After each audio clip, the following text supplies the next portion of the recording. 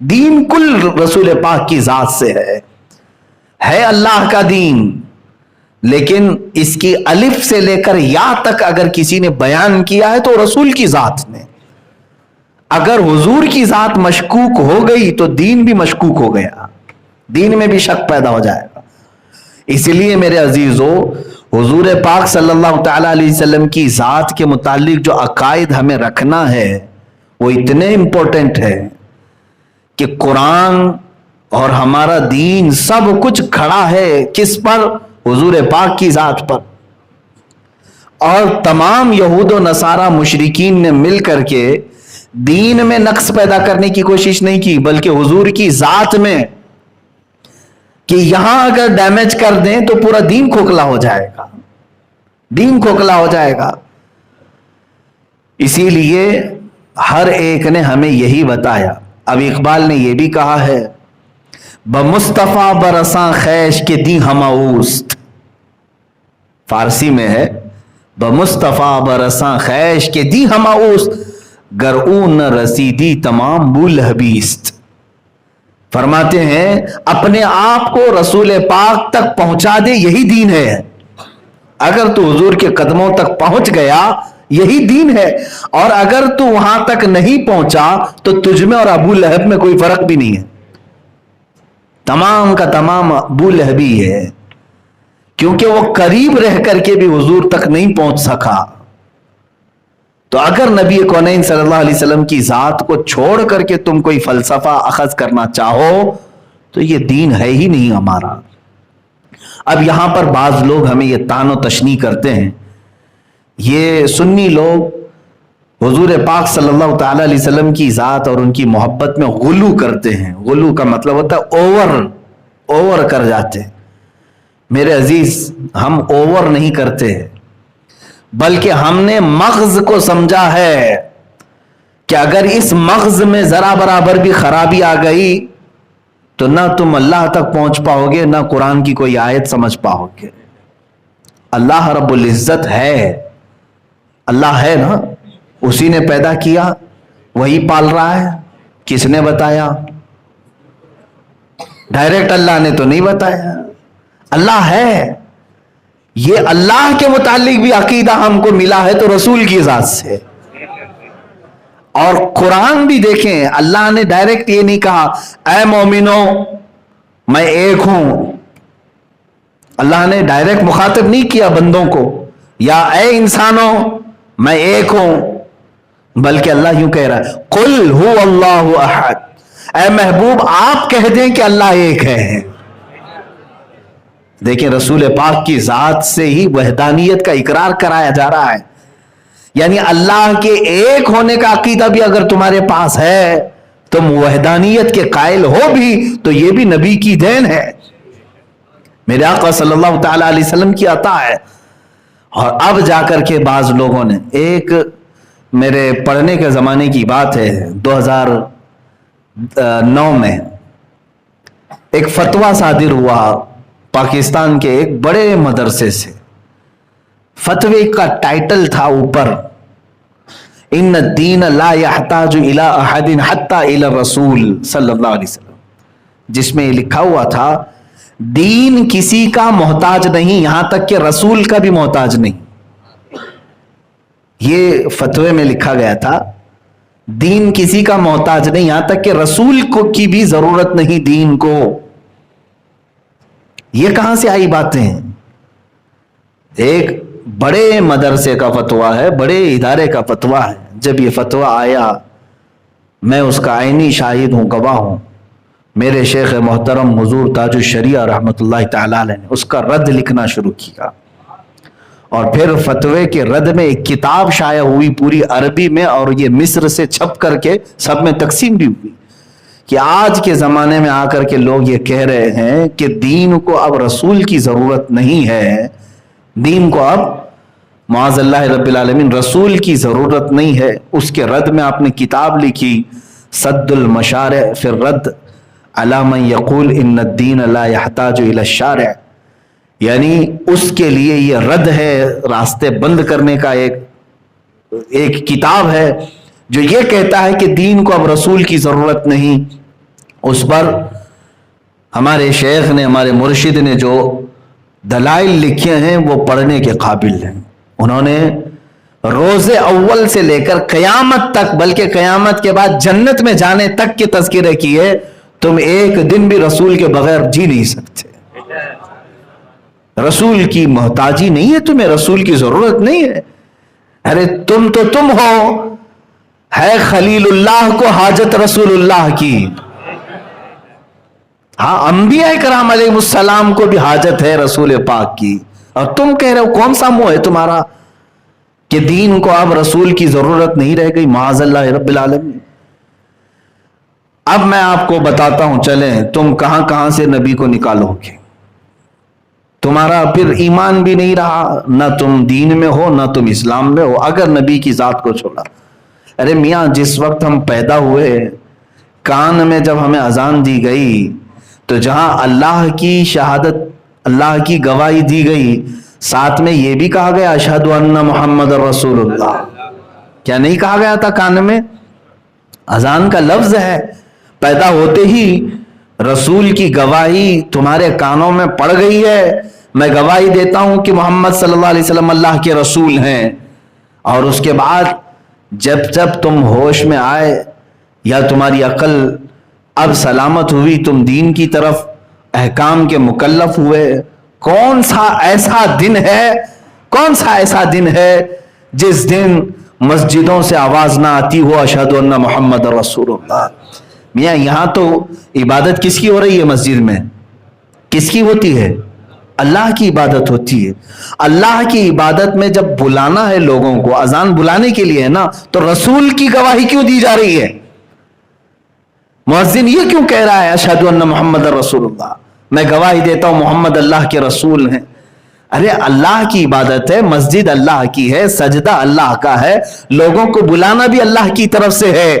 لیکن مؤذن یہ کہہ کر کے بلاتا ہے کہ میں ساتھ میں گواہی دیتا ہوں محمد اللہ کے رسول ہیں. اس لیے کہ آنے والے کو یہ یقین ہو جائے بلا رہا ہے جو مؤذن کون سے دین کی طرف بلا رہا ہے؟ اسی دین کی طرف جو محمد صلی اللہ علیہ وسلم لے کر آیا ہے. کون سے دین کی طرف بلا رہا ہے؟ جو نبی لے کر کے آئے. ہم نماز کے لیے آ تو رہے ہیں، مؤذن سے پوچھو کہ آپ نے اشہد ان محمد رسول اللہ کیوں کہا؟ تو پھر تمہیں جواب ملے گا، فقہ کی کتابوں سے، محدثین کی شرح سے یہ ملے گا، تاکہ آنے والوں کو یہ پتا چلے کہ تمہیں جو نماز پڑھانے کے لیے بلایا جا رہا ہے، نماز تو ہوگی اللہ ہی کی، عبادت تو ہوگی اللہ ہی کی. ہم نبی کا نام لے کر اس لیے بلا رہے ہیں، ہم اپنے طریقے سے نہیں پڑھوائیں گے، رسول کے طریقے سے پڑھائیں گے.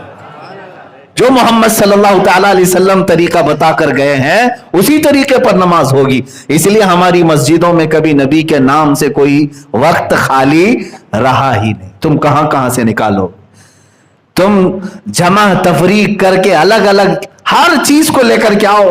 میں آپ کو بتاؤں گا یہاں نبی کے بغیر تمہارا دین انکمپلیٹ ہے. انکمپلیٹ کیا، شروع ہی نہیں ہوتا. اب مجھے شریعت کا ایک مسئلہ بتائیں. آپ سے میں گزارش کروں گا، یہ بڑی ذمہ داری کی بات ہے. لا الہ الا اللہ یہ کلمہ ہے نا، اللہ کے سوا کوئی معبود نہیں. اگر آپ نے اتنا کہا تو یہ اتنا کلمہ جو ہے شیطان بھی اقرار کرتا ہے. شیطان ابلیس لعین، اس نے بھی اس چیز کا اقرار کیا ہے، اللہ کے سوا کوئی معبود نہیں. شروع میں تو اس کا یہ بھی عقیدہ تھا.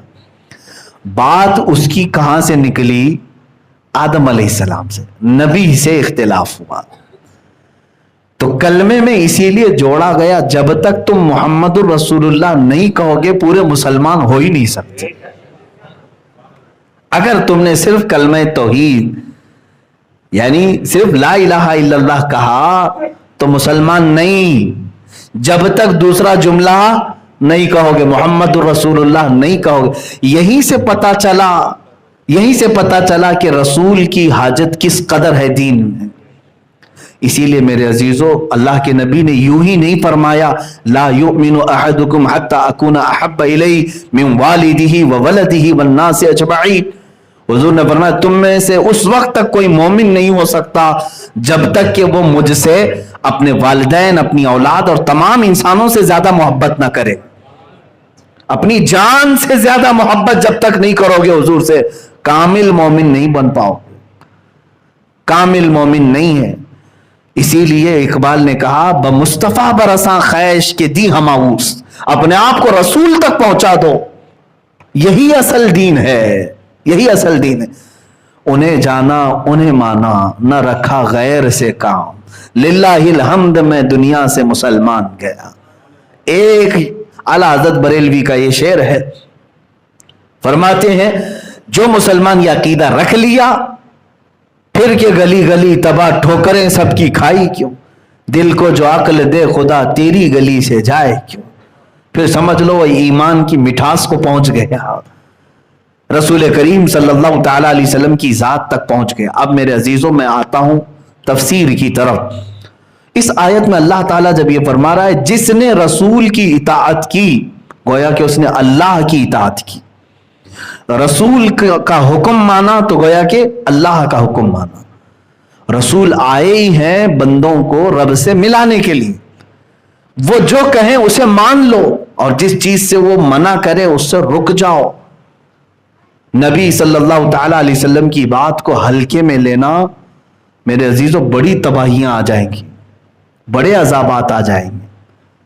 रसूल पाक सल्लल्लाहु ताला अलैहि वसल्लम की बात को अगर किसी ने हल्के में लिया तो अल्लाह ने उस पर इताब नाजिल कर दिया। इताब कुरान पाक में, इसीलिए तो अल्लाह ताला ने जो अहकामात बयान किए, नबी के आदाब तो देखो कुरान में, सूरह हुजरात में रब ताला फरमाता है ईमान वालों नबी की आवाज पर अपनी आवाजें बुलंद मत करो। जब रसूल पाक के दरबार में हो खामोश, आवाज तक बुलंद मत करना।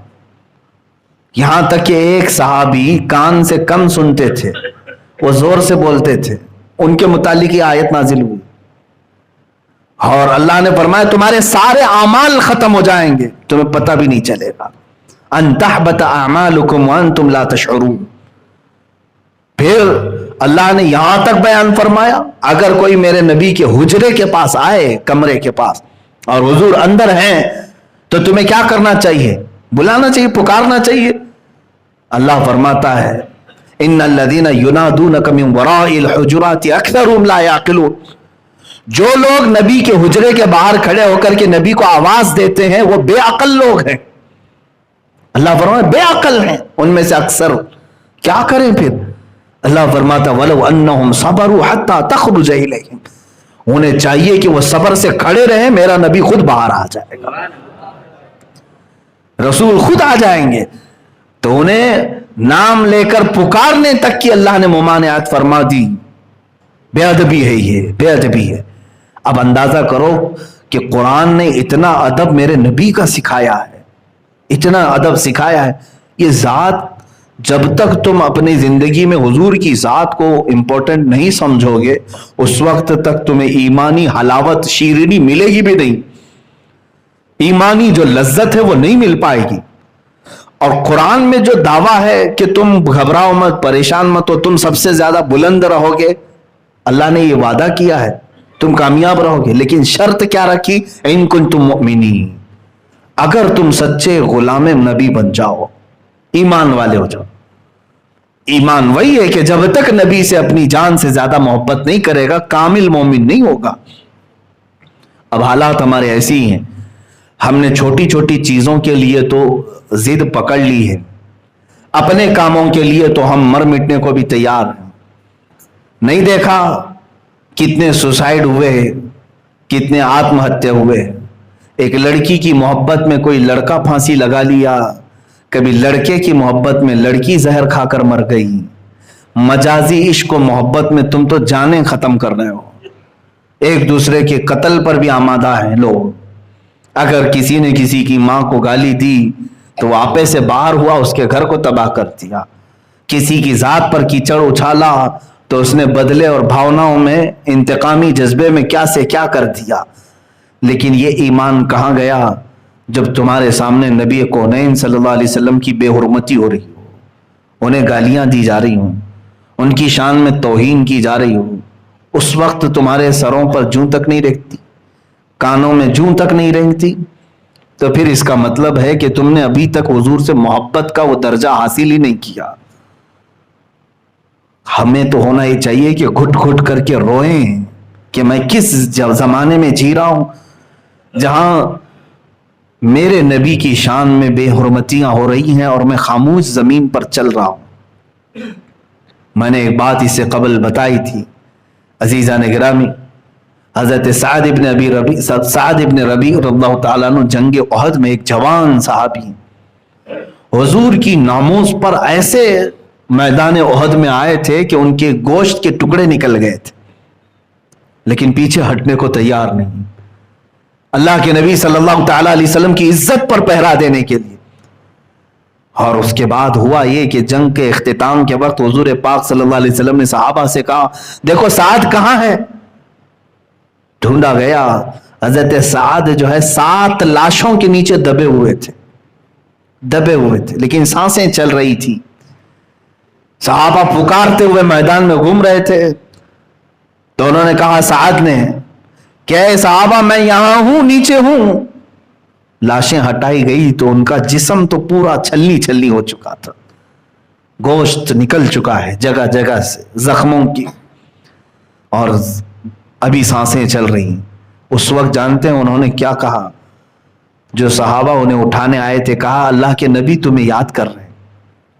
حضرت سعد نے کہا میری زندگی شاید ساتھ دے نہ دے، میں حضور تک پہنچ پاؤں گا کہ نہیں پہنچ پاؤں گا معلوم نہیں، لیکن اے آنے والوں میرے نبی تک میرا سلام پہنچا دینا، میرا سلام پہنچا دینا۔ کاش مجھے اس طرح کی اور زندگیاں ملی ہوتی تو میں اپنے نبی کی پہرے داری پر پوری زندگیاں نچھاور کرتا۔ اور کہا اے صحابہ تم آئے ہو مجھے اٹھانے کے لیے، یاد رکھو۔ یہ سب کو انہوں نے میسج دیا، جوان صحابی ہیں ساتھ، کہتے ہیں امت مصطفیٰ سے کہہ دینا، سارے جوانوں سے کہہ دینا کہ اگر ان کی آنکھیں ابھی تک روشن ہیں اور زمین پر چل رہے ہیں اور باوجود اس کے نبی کی شان میں کوئی گستاخی ہو رہی ہو، تو حضرت سعد نے کہا پھر یاد رکھنا قیامت کے دن میں اس کا دامن نہیں چھوڑوں گا اور اس کا کوئی عذر اللہ کی بارگاہ میں قبول نہیں کیا جائے گا۔ تم یہ نہیں کہہ سکو کہ قیامت کے دن میں تو بہت دور رہتا تھا، میرے بس میں تو کچھ بھی نہیں تھا، تمہارا عذر نہیں قبول کیا جائے گا۔ آج جانتے ہیں کس سچویشن پر ہم آ چکے ہیں؟ ناموس رسالت کی بات آتی ہے تو کلیجہ ٹکڑے ہونے لگتا ہے۔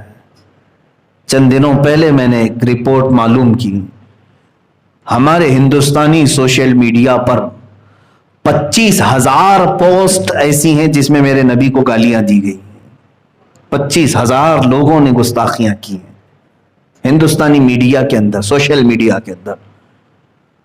کیا ہم میں سے کوئی ایسا ذمہ دار عاشق رسول ہے جس نے ایکشن لیا، سائبر کرائم میں جا کر کے اس کی کمپلینٹ کی؟ الحمدللہ ہم کر رہے ہیں جہاں تک میری طاقت ہے۔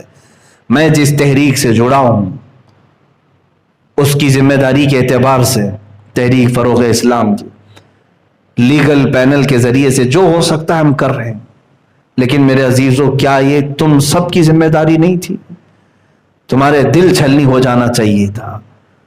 مجھے گالیاں دیں تو برداشت کر لیں، آپ کو اگر کوئی کوسے تو برداشت کر لو، لیکن دین کی جڑ اور اساس میرے نبی کی ذات ہے، اس کو اگر کوئی ہلا رہا ہے تو سمجھ لینا ابھی چھت گرنے والی ہے۔ یاد رکھنا کہ اگر کوئی پینٹ اکھاڑ رہا ہے تو اسے معاف کیا جا سکتا ہے، اگر کوئی دیوار میں کھرچن مار رہا ہے تو معاف کیا جا سکتا ہے، لیکن اگر کوئی یہاں کے پلر ہلانے لگے تو کیا اسے تم چھوڑ دو گے؟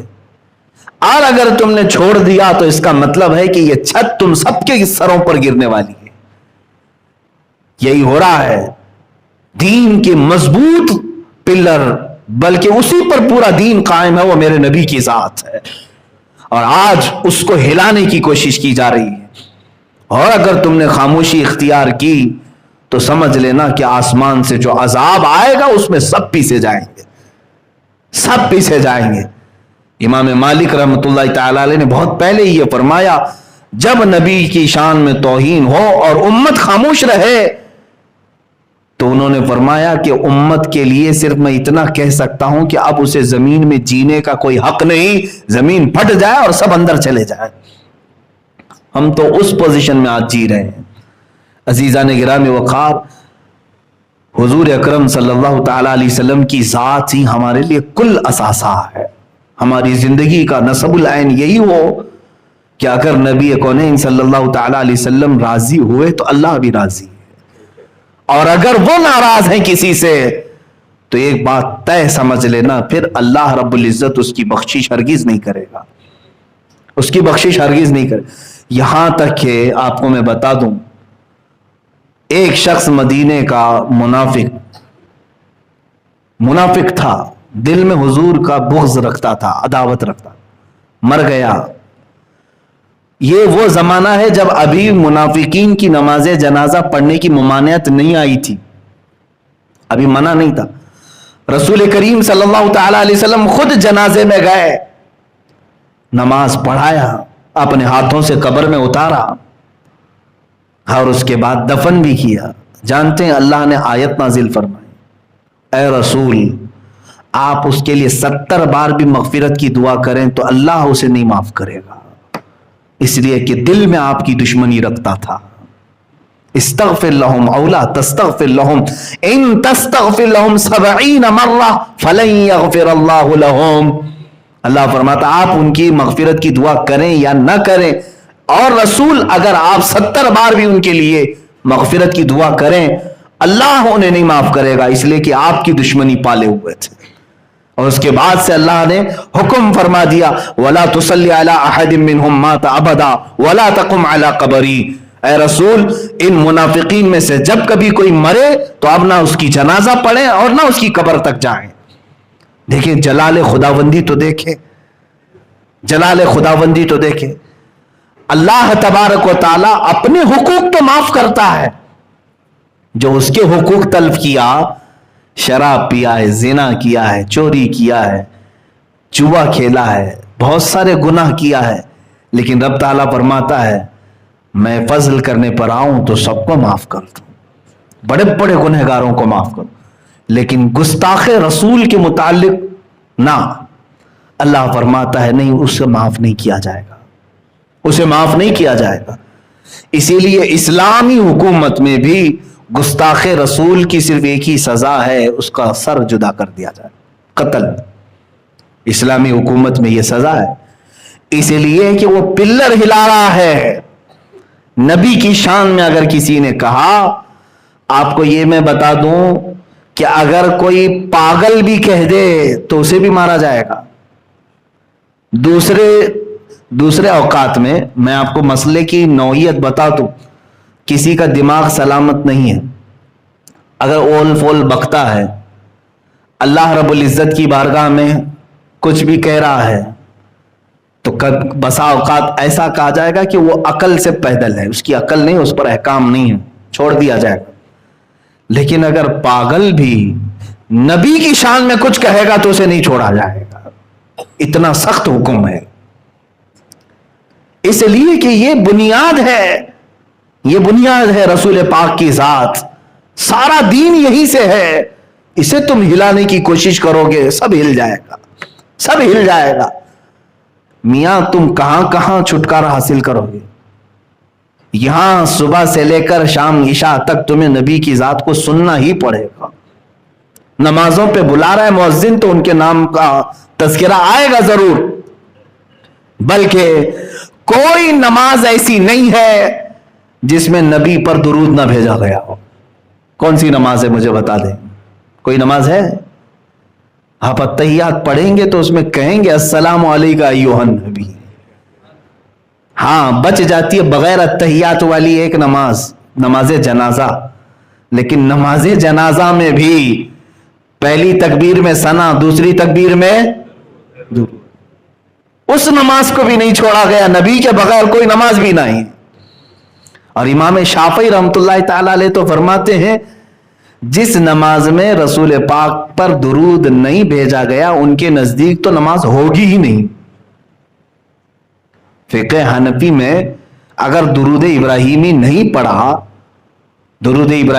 پڑھا تو نماز تو ہو جائے گی، مکروہ تحریمی نماز تو ہو جائے گی، لیکن شافعی مذہب میں ہوگی ہی نہیں، نماز باطل ہے اس کی نماز.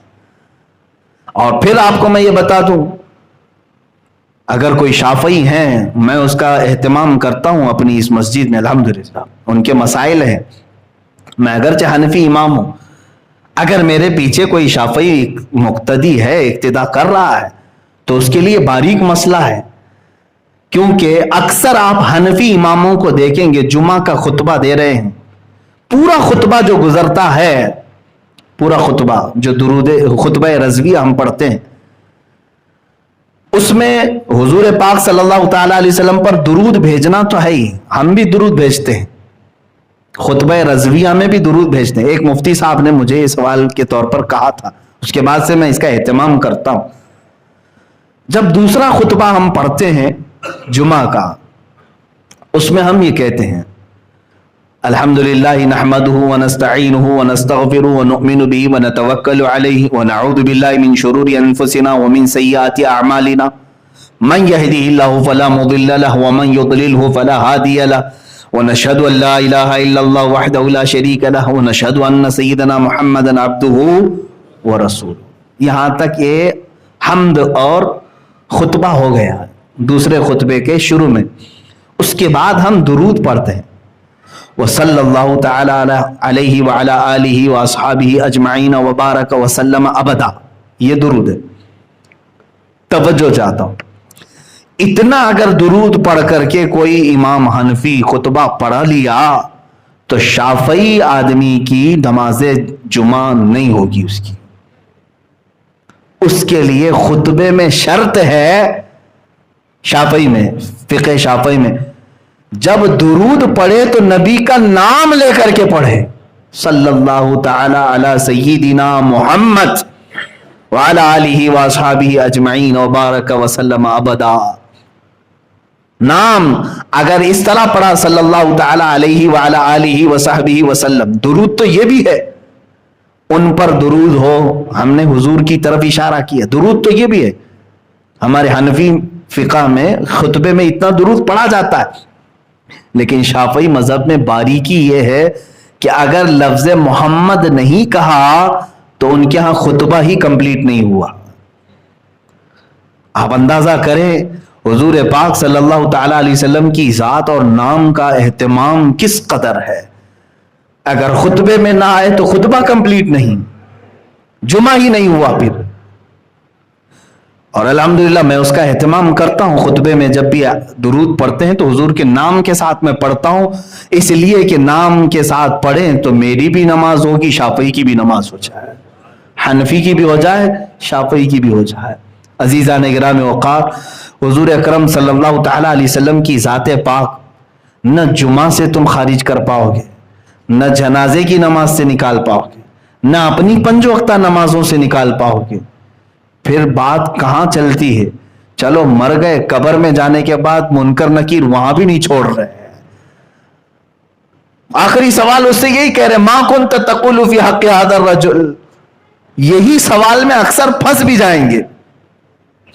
2 سوال تو کامن ہے، من ربک ما دینک، تیرا رب کون ہے، تیرا دین کیا ہے. وہ اکثر لوگ بول دیں گے میرا رب اللہ ہے، میرا دین اسلام ہے. حضور کی طرف دکھا کر کے پھر منکر نکیر پوچھیں گے ان کے بارے میں تو کیا کہتا تھا. تو جو کہتا ہے دین کو رسول کی حاجت نہیں ہے وہ کیا کہہ دے گا قبر میں نہیں جانتا ان کو. تب پھر قیامت تک پڑیں گے کوڑے تمہارے اوپر. کہنا پڑے گا کہ یہ محمد اللہ کے رسول ہیں. تمہیں قبر میں بھی چھٹی نہیں ہے نبی کی ذات سے. بلکہ ہم تو الحمدللہ اہل سنت و جماعت تو ہمارا عقیدہ تو یہ ہے کہ ہم مرتے ہی ہیں حضور کو دیکھنے کے لیے.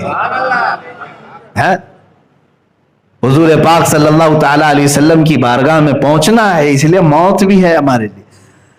ایک عاشق رسول شاعر نے یہی کہا ہے، منکر نکیر جب قبر میں اٹھائیں گے اور پوچھیں گے کون ہے یہ تیرے؟ تب وہ شاعر کہہ رہا ہے اب تو پائے ناز سے اے فرشتوں کیوں اٹھوں، مر کے پہنچا ہوں یہاں اس دلربا کے واسطے۔ پوری زندگی تڑپتا رہا ان کو دیکھنے کے لیے، زیارت نہیں ہوئی، دیدار نہیں ہوا، مر گیا ہوں، اب آ کر پہنچا ہوں، اب ان کے قدموں سے نہ اٹھاؤ مجھے۔ اللہ اکبر۔ میرے عزیزو، ایک سنی صحیح العقیدہ مسلمان کا جو عقیدہ ہے الحمدللہ وہ عشق رسول کے ارد گرد گھوم رہا ہے۔ جو یہ کہے نبی کی حاجت نہیں، اس سے تم اپنا دامن نکال لو، تم دور ہو جاؤ۔ اسی لیے بہت سادہ سا ہے اصول دوستی اپنا، جو ان سے بیگانہ ہو وہ اپنا ہو نہیں سکتا۔ یہ سمجھ کر کے چلے، یہ اصول پر چلیں۔ بہت سادہ سا ہے اصول دوستی اپنا۔ ہم دوست کس کو بناتے ہیں؟ بہت سادہ سا ہے اصول دوستی اپنا، جو ان سے بیگانہ ہو وہ اپنا ہو نہیں سکتا۔ جو ان سے بیگانہ ہو وہ اپنا ہو نہیں سکتا۔ یہی اصول بنا کر کے چلو۔ جس کا نبی کے متعلق ذرا برابر شک کا عقیدہ ہے اس سے میرا کوئی تعلق نہیں، چاہے وہ میرا سگا بھائی ہو، میرا باپ ہو، یا میرا بیٹا ہو، یا میرا بھائی ہو۔ جو ان سے ناآشنا ہو وہ اپنا ہو نہیں سکتا۔ یہی صحابہ اکرام کا عقیدہ بھی رہا ہے۔ سیدنا ابو بکر صدیق رضی اللہ تعالیٰ عنہ کے متعلق تو دیکھیں، ان کے بیٹے جنگ بدر میں سامنے سے آئے تھے کافروں کی طرف سے، ایمان لائے نہیں تھے۔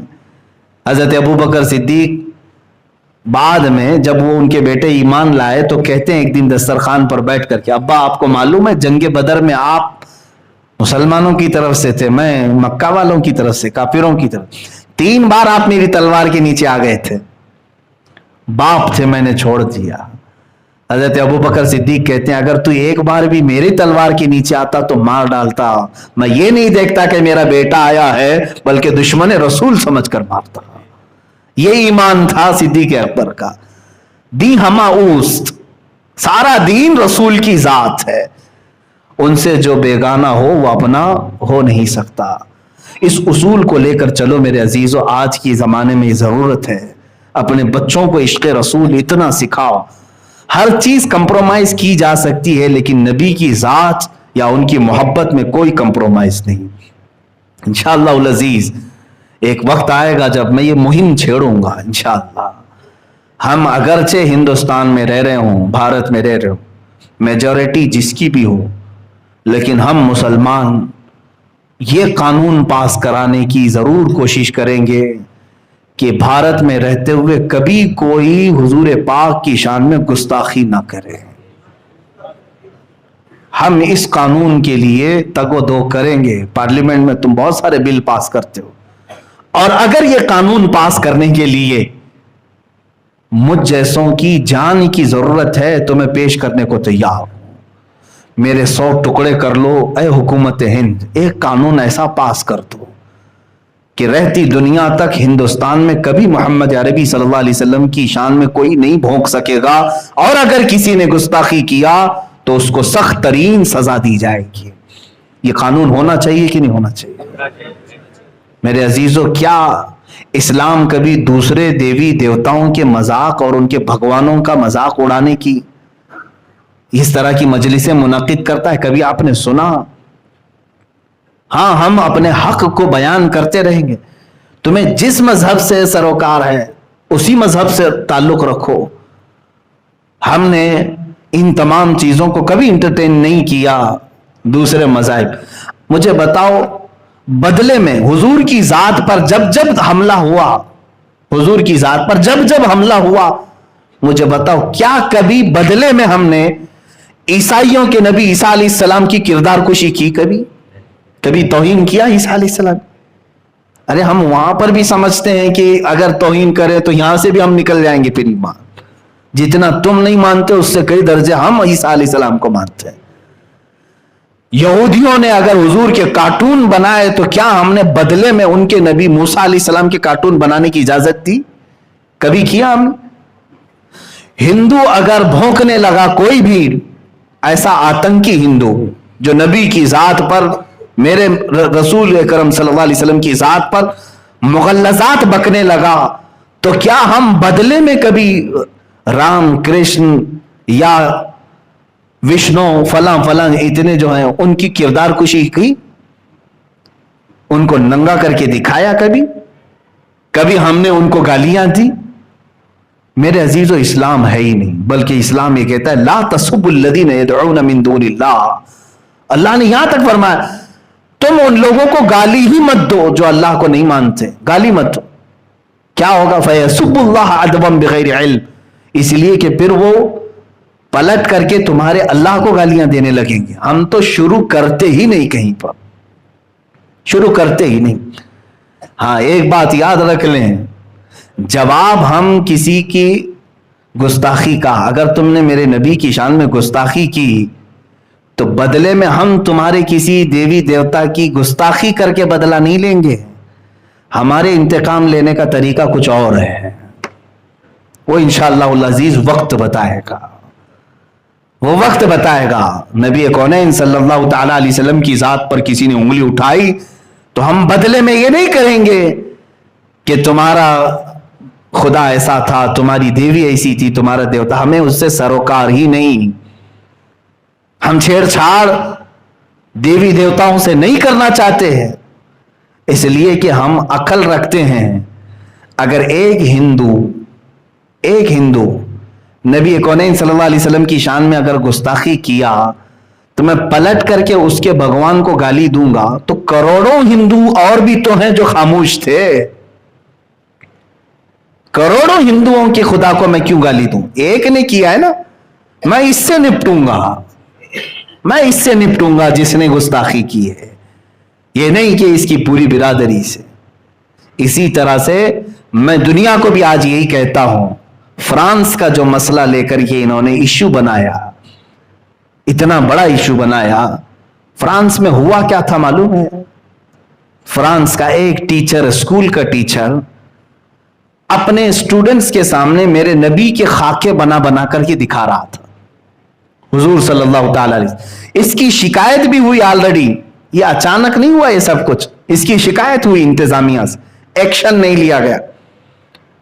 तो एक नौजवान चेचन का, जिसका नाम अब्दुल्लाह बताया गया, वो अपनी भावनाओं पर काबू नहीं पाया, उठा, उसने कत्ल कर दिया, मार डाला। जो टीचर खाके बना रहा था उसको उसने कत्ल कर दिया। ये मामला उसका पर्सनल है, ठीक है?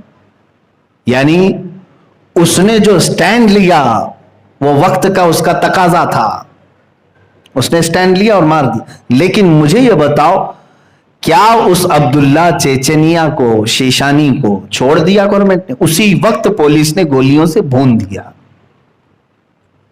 उस अब्दुल्ला को भी खत्म कर दिया। अब मैं ये जो हमारे यहां भौंकती है मीडिया, उन तक ये बात पहुंचाऊंगा। ये पूरे के पूरे मसले को डाइवर्ट करके यहां डिबेट कर रहे थे, 8-10 दिन तक इसी पर बकवास करते रहे। मैं आपको बताता हूं, बात एक टीचर की स्टूडेंट की थी, खत्म हो गई। इसने उसको मारा, उसको तुमने मारा, खत्म कर देना चाहिए ना, बात तो खत्म कर देना चाहिए। हुआ क्यों था ये भी मालूम है, उसने खाके बनाए, इसने मारा। चलो इसने मारा तो तुमने बख्शा थोड़ी ना है, पुलिस ने उसको भी मार दिया, बात खत्म हो गई। लेकिन अब उस टीचर की हिमायत में जिसने खाके बनाए थे, गलत किया था कि नहीं किया था? एक सेकुलर आदमी से भी मैं पूछूंगा, जिसका इस्लाम से ताल्लुक नहीं, उससे भी मैं पूछूंगा, छेड़ा किसने था? उसे क्या जरूरत थी रसूल पाक की जात को छेड़छाड़ करने की? उसे मालूम है ये सेंसिटिव कितनी है इसके अंदर, कि हुजूर अकरम सल्लल्लाहु तआला अलैहि वसल्लम को लेकर के पूरे मुसलमान कितने जज्बाती, उसे मालूम है। क्यों छेड़ा? उसने गलती की थी, मारा गया, और जिसने मारा था उसको भी कत्ल कर दिया गया। लेकिन हुकूमत फ्रांस अब इसके बीच में कूदती है, फ्रांस का सदर इसके दरमियान आता है, और वो उस टीचर की हिमायत में कि इसको एक टेररिस्ट ने कत्ल कर दिया, और हम टेररिस्ट के मुकाबिल में इसको श्रद्धांजलि पेश करते हैं कि इसको, ये टीचर को, उनके कौल के हिसाब से ये मजलूम मारा गया।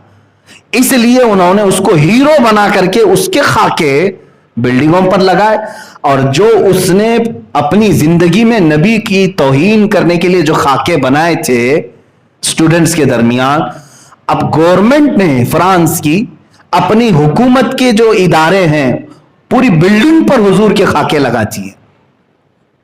آج تک کبھی ایسا نہیں ہوا تھا. عام آدمی کر رہا تھا ٹھیک ہے، لیکن حکومت کا صدر پریزیڈنٹ اگر اجازت دے، میرے عزیزوں پارلیمنٹ کے اوپر اگر کسی چیز کی تصویر لگے تو معنی رکھتی ہے کہ نہیں؟ ہائی کورٹ پر اگر کوئی تصویر لگے تو معنی رکھتی ہے کہ نہیں؟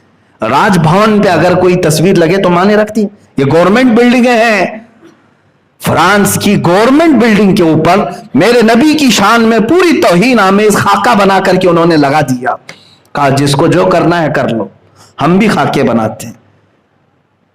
اب یہاں پر میں فلسفہ سمجھاتا ہوں. جو بات میں نے پہلے کہی، یہ اپنے آپ کو بہت سیکولر کہتے ہیں. ظالموں، تم سیکولر نہیں ہو، شدت پسند ہو. تم شدت پسند ہو، کٹر واد ہو تم لوگ. اگر ایک عبداللہ شیشانی نے تمہارے ٹیچر کو مارا تھا تو تم اسی کو پکڑتے، اس کو ہی سزا دیتے، اور آلریڈی تم نے دے دیا. لیکن اس کے ایک قتل کی بنیاد پر تم 180 کروڑ مسلمانوں کے نبی کی توہین کرو گے، پوری دنیا کے نبی کی توہین کرو گے. یہ کہاں کا انصاف ہے؟ یہ سیکولرزم ہے. جس نے کیا اسی کے ساتھ تم کو سزا کا معاملہ کرنا چاہیے تھا. میرے عزیزو، ایسا تو نہیں ہوگا کہ ایک کوا تمہارے گھر سے بوٹی اٹھا کر کے لے گیا تو تم سارے کووں کو ختم کرنے کا اعلان کرو گے. ایک بلی تمہارے گھر میں آ کر دودھ پی گئی تو کیا پوری دنیا بھر کی بلیوں کو زہر دے دو گے؟ کیسا انصاف ہے؟ یہ تو میں تمہارے ذہن کو قریب کرنے کے لیے کہہ رہا ہوں. اگر عبداللہ شیشانی نے تمہارے ٹیچر کا قتل کیا تھا تو اسی کو سزا دو.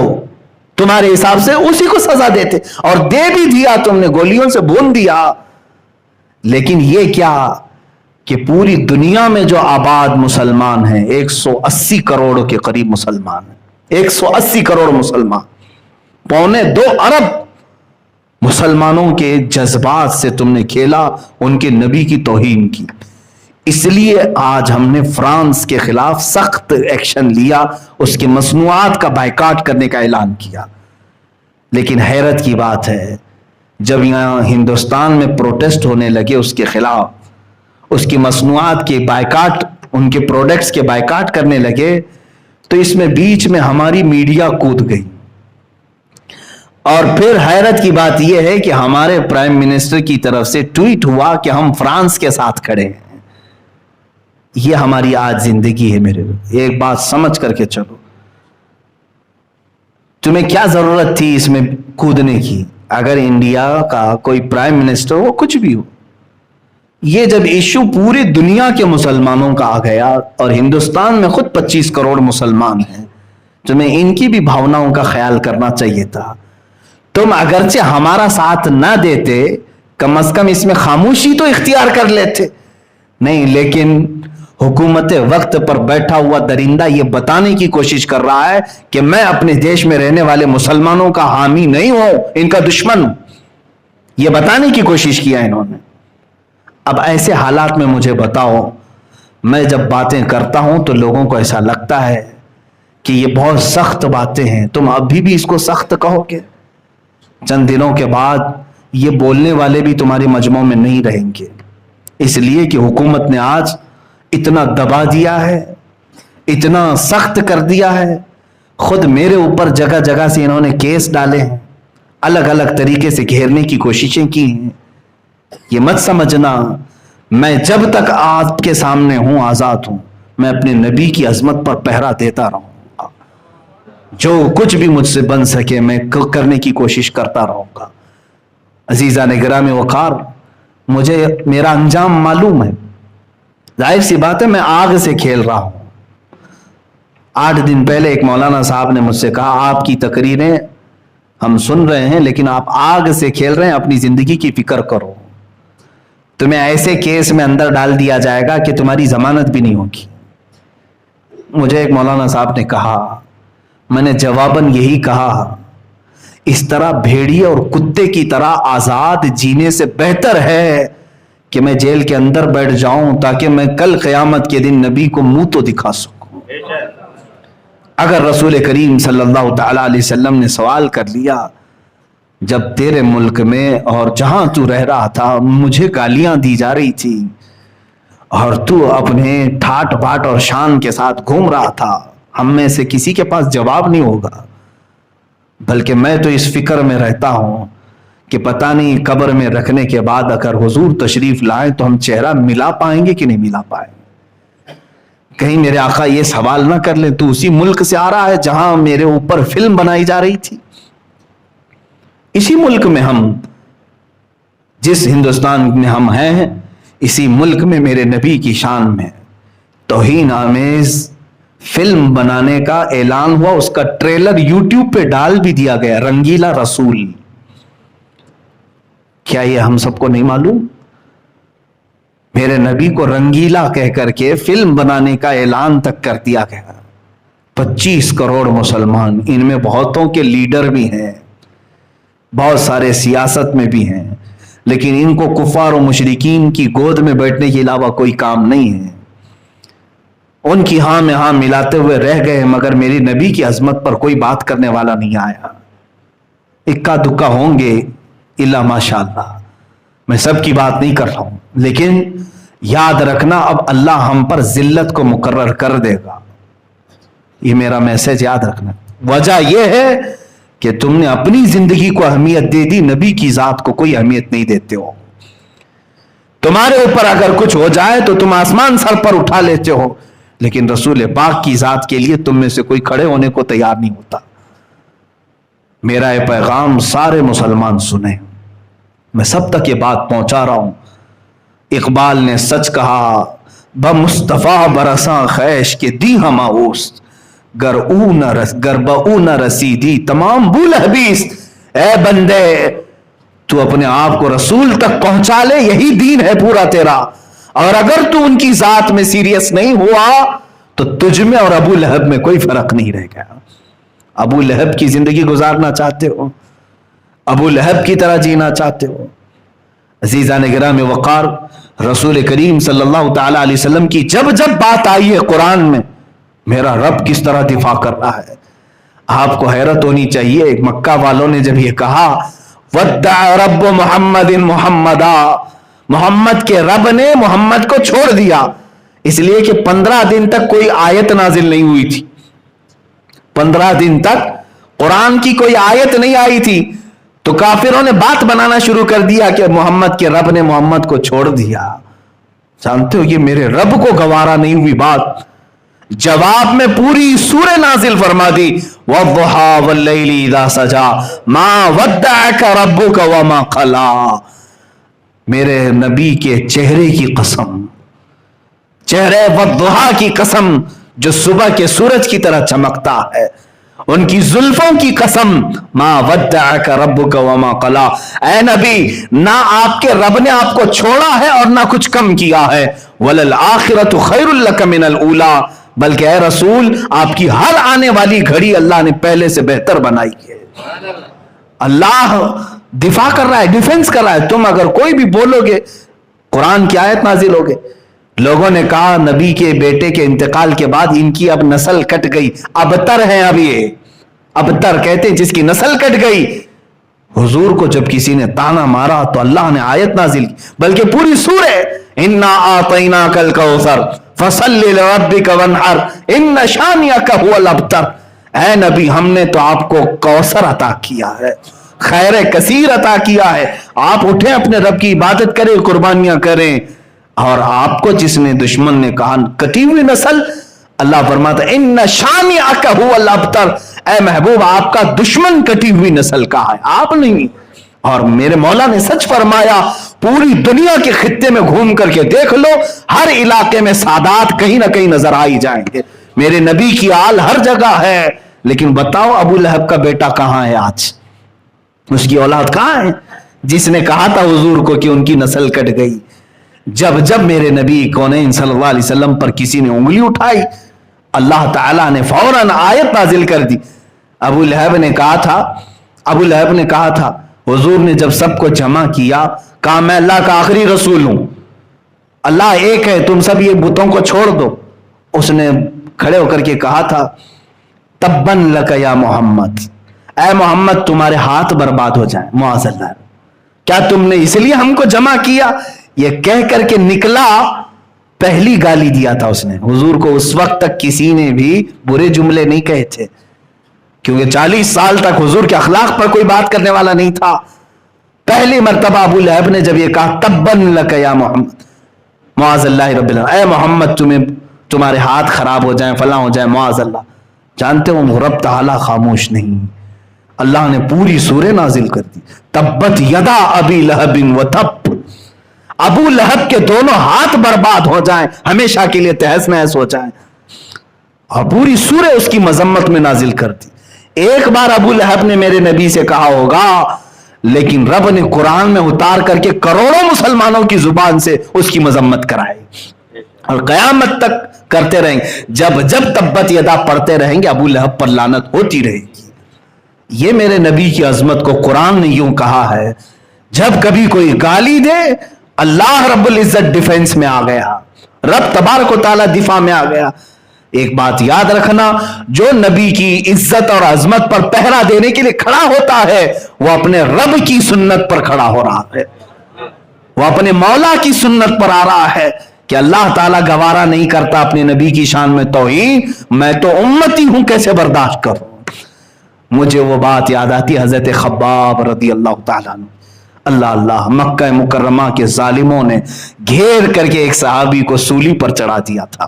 سارے لوگ جمع تھے, پتھر مار رہے تھے, اور جب باندھا گیا ان کو کھمبے سے تو ان کے ناخنوں کو پکڑ سے کھینچا, ان کی ناک کو کاٹا, کان کو کاٹا, ہونٹ کاٹے, مسلا کر دیا, ان کی آنکھوں میں سلائیاں پھیر دی, اور اس کے بعد کسی نے پکار کر کہا اے خباب, اے خبیب, کیا ہی اچھا ہوتا کہ تمہاری جگہ محمد ہوتے اور تم آرام کر رہے ہوتے, انہی کی وجہ سے تو تم یہاں تک پہنچے ہو, اتنی سزا ہو رہی ہے, سب کٹ گیا ہے, خون جاری ہے, مجال ہے کہ وہ سن کر کے خاموش رہے ہو. اسی سولی کے پھندے پر ہی چلانے لگے اے خبردار میرے نبی کے بارے میں بولنے والوں, میرے جسم کے ٹکڑے ٹکڑے کر لو, میں گوارا کروں گا, میرے نبی کے تلووں میں کانٹا بھی چبھے خباب کو برداشت نہیں ہوگا. بمصطفیٰ برساں خیش کے دی ہماؤس, اپنے آپ کو نبی تک پہنچا دو, دین پورا وہی ہے, دین پورا وہی ہے. صحابہ نے ہمیں یہی سکھایا ہے. آج تم اپنے لیے جی رہے ہو, اپنے مفاد کے لیے, اپنے مقاصد کے لیے, اپنے مطالب کے لیے, ہم اسی کے تو رہ گئے. اسی لیے میرے مرشد نے کہا تھا بلحوث سن سیم و زر کی بندگی اچھی نہیں. بلحوث کہتے ہیں خواہشات کا پجاری, بلحوث سن سیم و زر کی بندگی اچھی نہیں, ان کے در کی بھیک اچھی, سروری اچھی نہیں. ان کے در کی بھیک لے لو یہ چلے گا, سروری اچھی نہیں. بادشاہ بننے میں تمہیں کیا رہ جائے گا, یہ تاج اچھالے جائیں گے. ایک بار نبی کی غلامی میں آ کر کے دیکھو, قیامت تک تمہیں امر کر دیا جائے گا, زندہ رکھ دیا جائے گا. لوگوں کے دلوں میں مولا تعالیٰ تمہاری ایسی عظمت بٹھاتا ہے کہ تم پھر یادوں میں کبھی نہیں مرو گے. ایک بار ان کے ہو کر کے تو دیکھو. اپنے آپ کے لیے جینا, سیلفش ہو کر کے جینا, اس کو چھوڑو. ابھی ابھی ماضی میں ہم نے دیکھا پاکستان کی سرزمین پر ایک عاشق رسول کا جنازہ, امیر المجاہدین قبلہ خادم حسین رضوی رحمۃ اللہ علیہ. 8 دن ہوئے ہوں گے, 8-10 دن, پچھلے جمعہ انتقال ہوا. ایک ایسے عالم دین, بڑی سادی زندگی گزارنے والا, صرف 54 سال کی عمر, حافظ قرآن اور ایک مسجد کے امام, بس اس کے علاوہ ان کا کچھ بھی بڑا سٹیٹس نہیں تھا. ایک مدرسے کے مدرس تھے, پڑھاتے تھے. پڑھاتے ہوئے اس کے بعد ہوا یہ کہ مسجد کی نوکری بھی چھوٹ گئی. لوگ کہاں چھوڑتے ہیں, اماموں کے پیچھے تو پڑ ہی جاتے ہیں. کہتے تو ہیں نماز میں پیچھے اس امام کی, نماز پھیرنے کے بعد میں جا کر کے پوری زندگی کے پیچھے پڑ جاتے ہیں. اکثر اماموں کے ساتھ ہے. علامہ خادم حسین رضوی رحمۃ اللہ تعالی علیہ کے ساتھ بھی یہی ہوا. وہ مسجد ان کی چھوٹی ہی اور اپنے گھر رہے, مدرسہ پڑھاتے رہے. جب آپ نے اپنے ملک میں دیکھا کہ نبی کونین کی ذات کو لے کر کے ہلکا پن ہو رہا ہے, پاکستان میں ایک قانون پاس کیا گیا تھا کہ جو گستاخی کرے گا رسول پاک کی اس کی سزا موت ہے. وہاں پر توہین رسالت قانون ہے. اس قانون کو بدلنے کے لیے کچھ لوگ پارلیمنٹ میں آ گئے تھے. یہ قادیانی تھے, مرزائی تھے, ان کے خلاف انہوں نے محاذ چھیڑ دیا. اب یہ خاموش نہیں بیٹھے, باہر نکل آئے. جانتے ہیں دونوں ٹانگیں ٹوٹ گئی تھیں, ویل چیئر پر تھے. ایک ایکسیڈنٹ میں حادثہ ہوا, ویل چیئر پر رہے. چیئر اٹھا کر کے لایا جاتا تھا. ہزاروں کے مجمع سے جب خطاب کرتے رسول پاک کی حدیث بیان کرنا اور صحابہ کا عشق رسول بتانا, اس کے علاوہ میں نے کچھ اور نہیں سنا. اور جو سختی کرتے تھے وہ گستاخان رسول کے خلاف کرتے تھے. جو توہین رسالت کا مرتکب ہو اسے کسی صورت وہ معاف نہیں کرتے تھے. سخت ایکشن لیے, دھرنا دے کر بیٹھ گئے باہر آ کر کے کہ ہمارے مطالبے مانو. کس بات کے لیے؟ ہم نے دھرنے بہت سارے دیکھے, بہت سارے دھرنے پارلیمنٹ کے بل پاس کرانے کے لیے, بل کو ریجیکٹ کرانے کے لیے, کسانوں کے آندولن, عورتوں کے معاملات. لیکن وہ ایک عاشق رسول ایسا تھا جو لاکھوں کے مجمع کو لے کر کھلے میدان میں اور سڑکوں پر بیٹھا تھا, صرف اس لیے کہ میرے نبی کی عظمت پر کوئی بات نہ کرے. اس کے لیے وہ کئی دن تک دھرنے دی. حکومت وقت نے ایکشن لیا, کئی مہینے جیل میں ڈال دیا معذور عالم دین کو. کس بنیاد پر؟ عشق رسول کی باتیں کر رہا تھا. اسلامی کنٹری بنام اسلامی کنٹری تھی, سب لبرل ہو گئے تھے, سیکولر ہو گئے. ایک عاشق رسول اٹھا اور لوگوں کے دلوں کو گرما دیا. ان کی پوری ایکٹیویٹی اگر آپ دیکھیں گے تو صرف 5 سال کے اندر یہ آئے بھی اور چلے بھی گئے. 5 سال میں جو جوش و ولولہ پیدا کیا, بلکہ پوری ایک تحریک بنا دی لبیک یا رسول اللہ کے نام سے. آج پوری دنیا میں کہیں نعرہ اگر لگ رہا ہو, سنیں لبیک یا رسول اللہ, تو اسی معذور عاشق رسول کا دیا ہوا ہے. پیر سے معذور ویل چیئر پر بیٹھ کر کے پکارتا تھا لبیک یا رسول اللہ, اے اللہ کے رسول ہم حاضر ہیں اپنی جانیں لے کر کے آپ کے لیے. ان کے غلاموں پر, ان کے شاگردوں پر پولیس نے شیل برسائے, آنسو گیس کے گولے داغے, اور ایک نہیں 50 لوگوں کی جانیں گئی دھرنے میں. یہ نبی کی عظمت کے لیے پھر بھی ڈٹا رہا. جانتے ہیں آخری وقت, یہ 8 دن پہلے 104 ڈگری بخار ہے اور نومبر کی ٹھنڈیاں ہیں. سخت ٹھنڈی میں بھی پتلی سی چادر لے کر کے ویل چیئر پر وہ میدان میں آ گئے. ڈاکٹروں نے کہا تھا اتنا بخار ہے آپ کو ہوا نہ لگے. انہوں نے یہ کہا کہ اگر نبی کونین نے مجھے سوال کر لیا کہ میرے سارے غلام میدان میں تھے, تو گھر میں کیوں بیٹھا تھا, تو میں اپنے لنگڑے پن کا عذر نہیں پیش کر سکوں گا, مجھے جانا ہے. آ بھی گئے, بخار سر پہ چڑھ گیا. اسی دھرنے کے بعد واپس آئے, اور جب انہوں نے یہ دیکھا کہ فرانس میں گستاخی ہوئی اور ہمارے ملک کی طرف سے کوئی ایکشن نہیں لیا گیا, اسی غم میں وہ اس دنیا سے چلے گئے. لیکن میں نے دیکھا, محسوس کیا ان کا خاندان کیا تھا.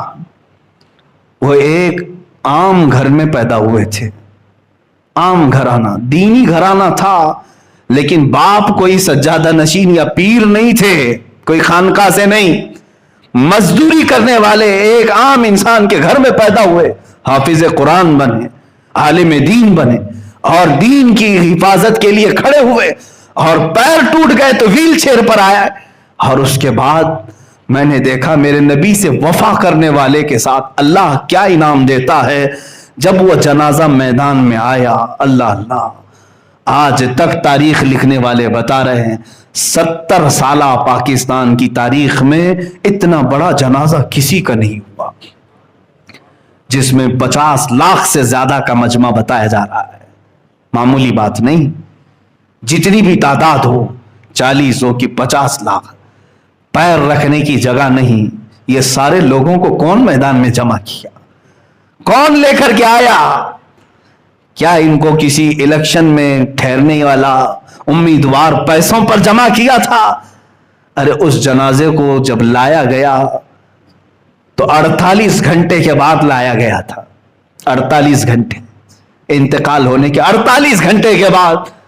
और मुझे उनके करीबी शागिर्द ने आज खबर दी कि हजरत हमने इस गुलाम रसूल की जिंदगी को देखा, 48 घंटे बगैर बर्फ बगैर फ्रिज के रखा गया था। और जब जनाजा लेकर के हम उठे हैं 48 घंटे तक न हमने नाक में रुई रखी न कानों में रुई रखी थी। कोई भी इंतकाल कर जाए तो नाक और कान इसलिए बंद करते हैं कि हवा अंदर जाती है, पेट फूल जाता है, जिस्म फूल जाता है।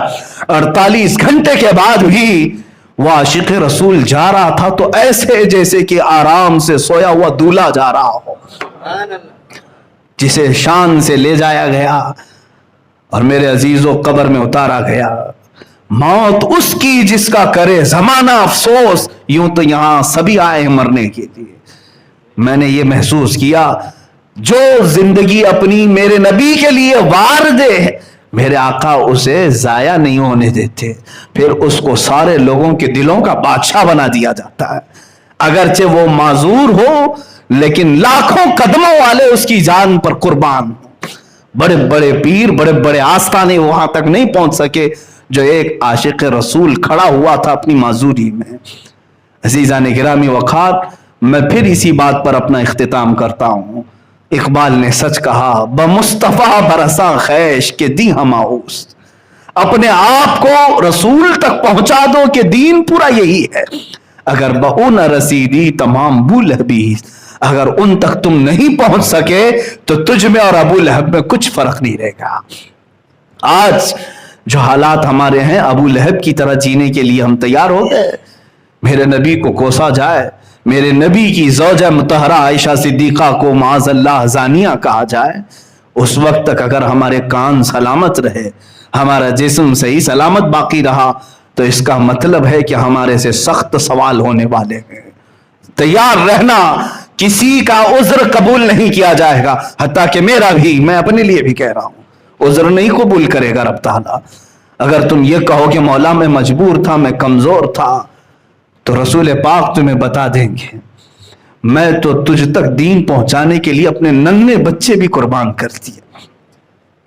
तुम अगर ये कहोगे कि अल्लाह मैं बूढ़ा था, मैं कुछ कर नहीं सकता था, रसूल पाक, ये पूरा बयान मैं कर रहा हूं अभी फिलहाल, यही खादिम हुसैन ने कहा था।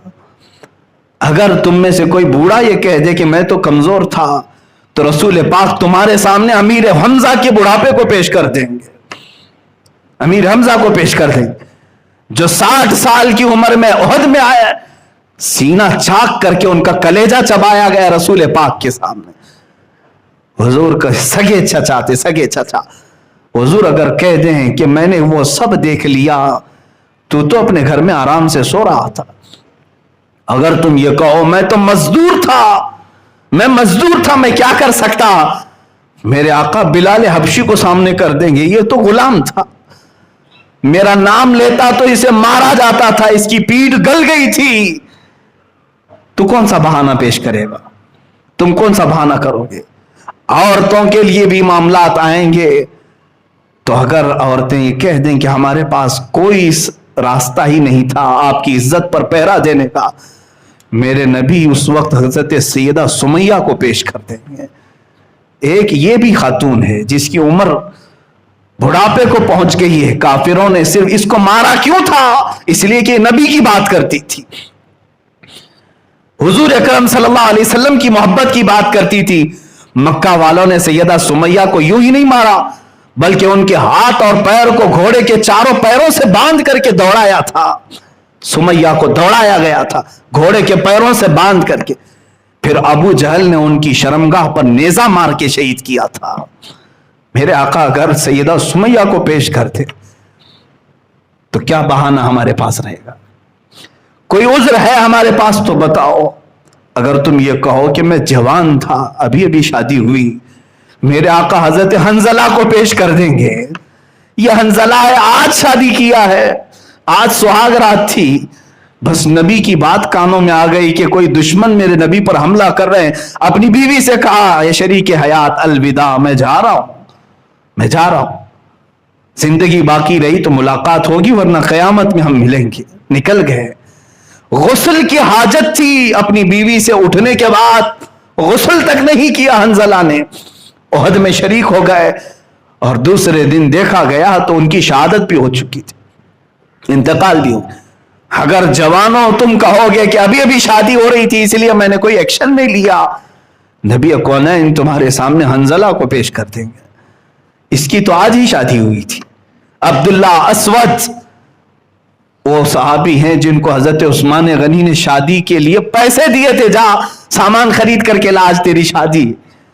لیکن شام کو اعلان ہوا کہ نبی کی ذات پر حملہ ہو رہا ہے. یہ مجاہد صحابی شادی کا سامان لینے کی بجائے تلواریں خریدنے چلا گیا. گھوڑا خرید لایا, تلوار لے آیا. کہا شادی کر کے اس جی کر کے کیا فائدہ اگر میری نبی کی عزت باقی نہیں رہی. میرے عزیزوں, پھر میں یہی کہتا ہوں, بمصطفیٰ برساں خیش کے دی ہم آؤس, اپنے آپ کو نبی کی ذات تک پہنچا دو. دین یہی ہے. اگر بؤ نہ رسیدی تمام بو لہبیس, اگر ان تک نہیں پہنچے تو یہ سب بو لہبی ہے. تم میں اور ابو لہب میں فرق نہیں.